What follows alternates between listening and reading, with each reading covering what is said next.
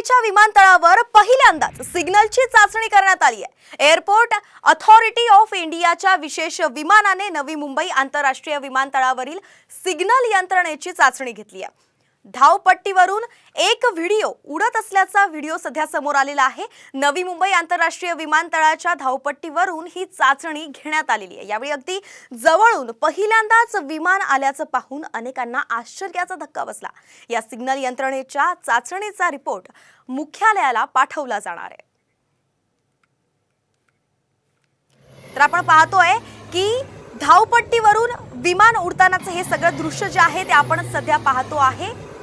मुंबई आंतरराष्ट्रीय विमानतळावरील सिग्नल यंत्रणेची चाचणी करण्यात आली आहे। धावपट्टीवरून एक विमान उडतानाचा हा व्हिडिओ आपण पाहतोय। नवी मुंबई आंतरराष्ट्रीय विमानतळाच्या धावपट्टीवरून ही चाचणी घेण्यात आली आहे।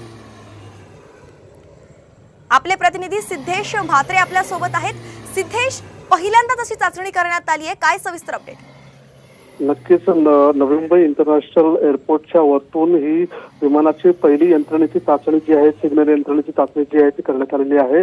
एकूणच पहिल्यांदाच सर्व नागरिकांनी जवळून विमान पाहिल्याचं या ठिकाणी आपल्याला पाहायला मिळतं आणि नागरिकांच्या चेहऱ्यावर मोठा आनंद देखील पाहायला मिळतोय।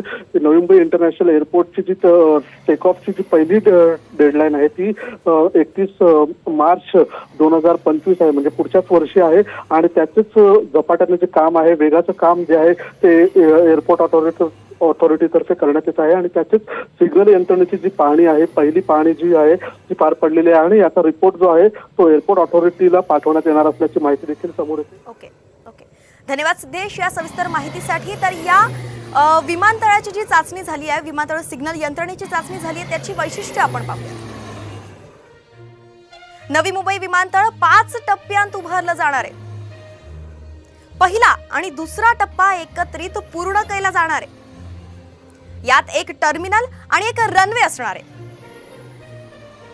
31 मार्च 2025 पर्यंत वाहतुकीसाठी हा मार्ग जो आहे तो खुला होणार आहे।